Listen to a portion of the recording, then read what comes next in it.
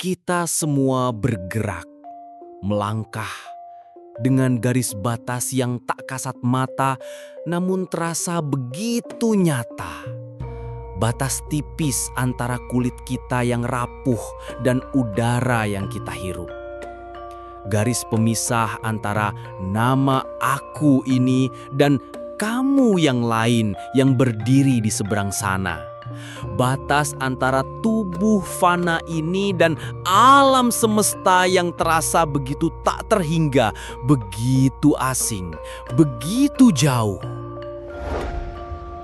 Lenyap, pencarian jiwa dan kesatuan semesta, jagat gede, jagat alit, dan rasa. Kita terlahir, tumbuh, dan hidup dalam ilusi besar ini, ilusi pemisahan. Kita percaya bahwa keberadaan kita adalah sebuah entitas yang terisolasi, sebuah pulau kecil yang dikelilingi lautan luas. Dan ilusi itu, ia terasa begitu konkret, begitu kokoh. Ia adalah akar dari segala kesepian yang menusuk, segala kecemasan yang menggantung, dan segala rasa kurang yang tak pernah benar-benar sirna. Tak peduli berapa banyak yang kita raih atau kumpulkan. Kita terus mencari, terus mengejar, mencoba mengisi kekosongan yang entah mengapa selalu terasa ada. Tapi bagaimana jika batas itu hanyalah sebuah tipuan optik, sebuah permainan bayangan yang diciptakan oleh pikiran kita yang tak pernah berhenti menganalisis, mengkotak-kotakan, memberi label? Bagaimana jika kekosongan yang kita rasakan itu paradoxically adalah manifestasi dari sesuatu yang jauh lebih luas dari yang bisa kita bayangkan? Ada sebuah pengetahuan kuno yang berbisik pelan dari relung waktu, jauh sebelum logika dan sains modern mendominasi. Sebuah kebijaksanaan yang tidak berbicara dalam bahasa angka atau rumus, tapi dalam bahasa rasa, bahasa yang lebih tua dari kata-kata.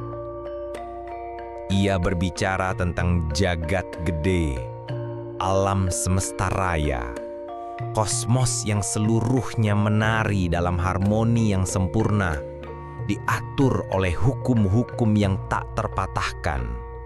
Galaksi-galaksi yang berputar dalam tarian abadi, bintang-bintang yang lahir dan mati dalam kemegahan, pasang surut lautan yang patuh pada tarikan bulan, pusaran waktu yang tak terjamah. Semuanya sebuah mahakarya yang tak terlukiskan. Dan ia berbicara tentang jagat alit, dunia kecil, yaitu diri ini. Namun bukan hanya daging dan tulang yang bisa kita sentuh ini, bukan hanya fisik yang terbatas ini, tapi seluruh alam pikiran yang tanpa batas, samudera perasaan yang bergelombang, getaran jiwa yang halus, energi yang mengalir, semuanya sebuah alam semesta miniatur yang tersembunyi di balik kulit kita. Dan bisikan kuno itu mengatakan dengan keyakinan yang mendalam, kedua jagat ini adalah cermin bagi satu sama lain. Sama seperti tetesan embun yang memantulkan seluruh langit, kita adalah pantulan dari kosmos itu sendiri. Lihatlah irama, ritme, pola. Bukankah alam semesta adalah simfoni dari pola-pola yang berulang? Begitu pula di dalam diri kita. Detak jantung kita punya iramanya sendiri, tak henti-henti, bagaikan ombak yang dengan sabar menyapu pantai. Aliran darah kita adalah sungai-sungai kecil yang mengalirkan kehidupan ke setiap sel dalam raga. Dan di dalam tengkorak ini terdapat jaringan saraf yang begitu kompleks, begitu luas, begitu rumit, dengan miliaran koneksi yang memancarkan sinyal listrik. Ia seperti Bima Sakti yang sedang bermimpi tentang dirinya sendiri. Sebuah alam semesta yang terlipat rapi dalam ruang kepala kita. Kita bukan seorang pengunjung yang terdampar di alam semesta ini, melihatnya dari luar, merasa asing.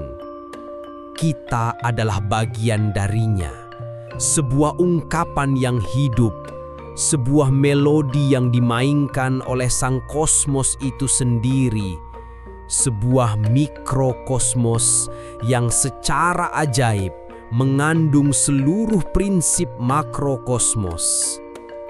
Filosofi ini mengajak kita untuk merasakan keajaiban bahwa apa yang ada di luar juga ada di dalam.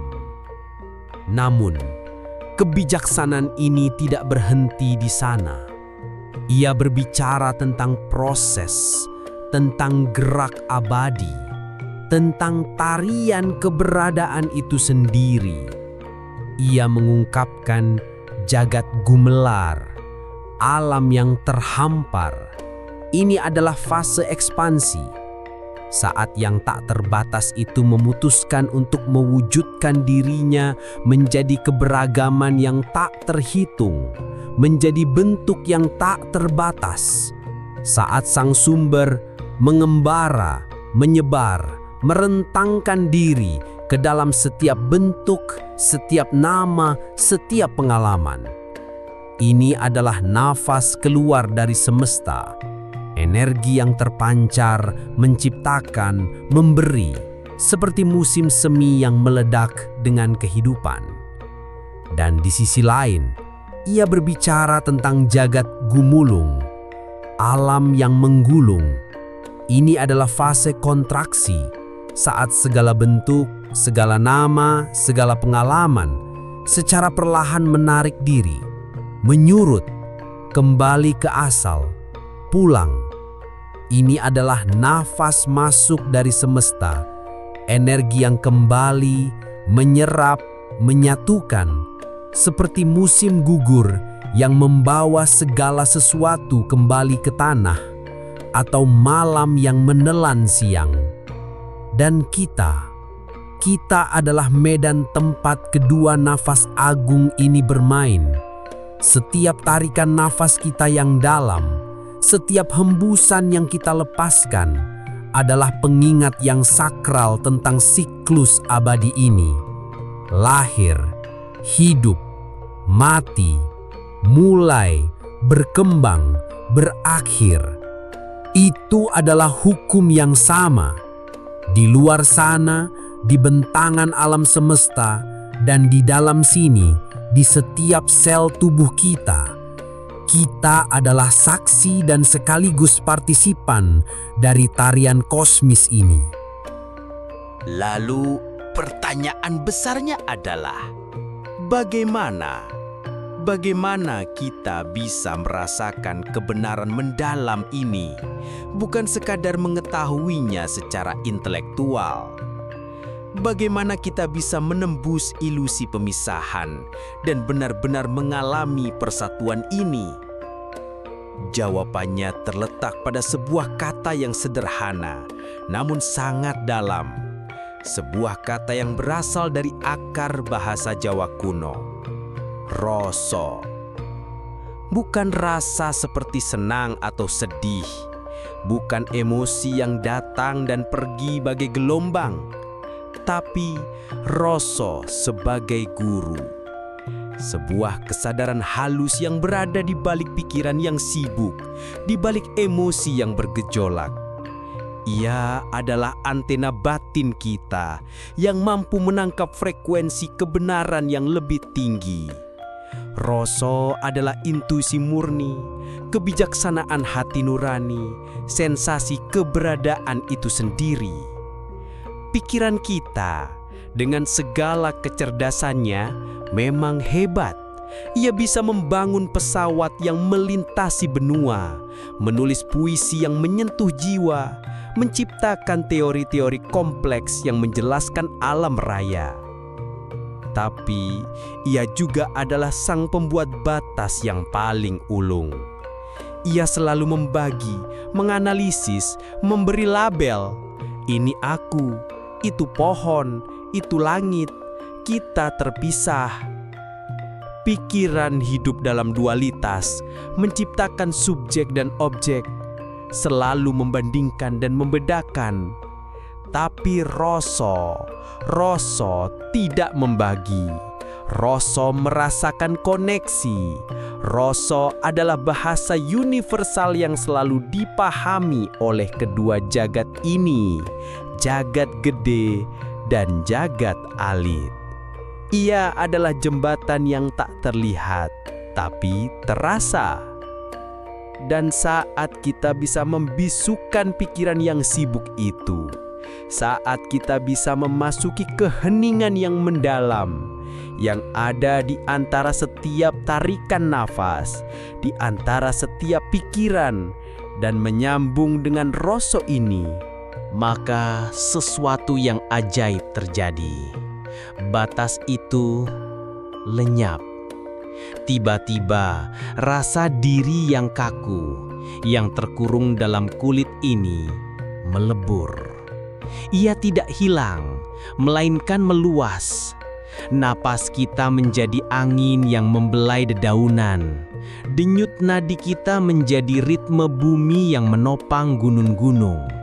Kesadaran yang mengamati di dalam diri ini ternyata adalah kesadaran yang sama yang menyinari bulan purnama, yang membimbing burung-burung bermigrasi melintasi samudra, yang menggerakkan galaksi-galaksi. Kita menyadari bahwa kita bukanlah seorang yang terpisah, seorang yang mengalami alam semesta. Kita adalah alam semesta yang mengalami dirinya sendiri, melalui kita, melalui mata kita, melalui sentuhan kita, melalui keberadaan kita. Inilah puncaknya. Nyawiji, manunggal, menyatu. Bukan peleburan diri yang hilang ke dalam kekosongan, tetapi penyadaran yang mengguncangkan bahwa diri yang kita kira terpisah itu pada hakikatnya tidak pernah ada sebagai entitas yang mandiri. Yang ada hanyalah keberadaan tunggal, sang sumber. Ia yang sedang bermain, mengalami dan merasakan dirinya sendiri melalui setiap partikel yang ada, melalui embun di ujung daun, melalui keheningan batu, melalui cahaya bintang yang jauh, dan melalui setiap sendi keberadaan kita. Jadi, apa artinya semua ini bagi kita yang masih harus bangun pagi, membayar tagihan dan terjebak macet di tengah riuhnya dunia modern? Apakah ini hanya sebuah filsafat yang indah namun tidak praktis? Tidak. Ini bukan tentang melarikan diri dari realitas. Ini tentang kembali ke inti keberadaan kita.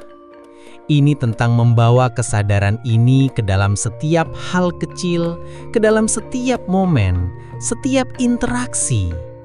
Saat kita minum kopi di pagi hari, rasakan matahari yang memberi energi, tanah yang subur, dan hujan yang membantu biji kopi tumbuh. Saat kita berjalan di trotoar yang ramai, rasakan bumi yang sama yang menopang langit, yang menopang setiap langkah kita. Saat kita berbicara dengan siapapun itu, lihatlah sang sumber yang sama yang sedang berdiri di depan kita, mengenakan masker yang berbeda, memainkan peran yang berbeda. Ini mengubah segalanya. Kecemasan berkurang karena kita tahu kita tidak sendirian. Kita adalah bagian dari jaringan yang tak terpisahkan, sebuah permadani kosmis yang begitu besar. Empati tumbuh tanpa paksaan karena menyakitimu adalah menyakiti diriku sendiri. Setiap momen menjadi sakral, menjadi sebuah meditasi yang hidup. Itulah kesempatan untuk merasakan dengan rasa.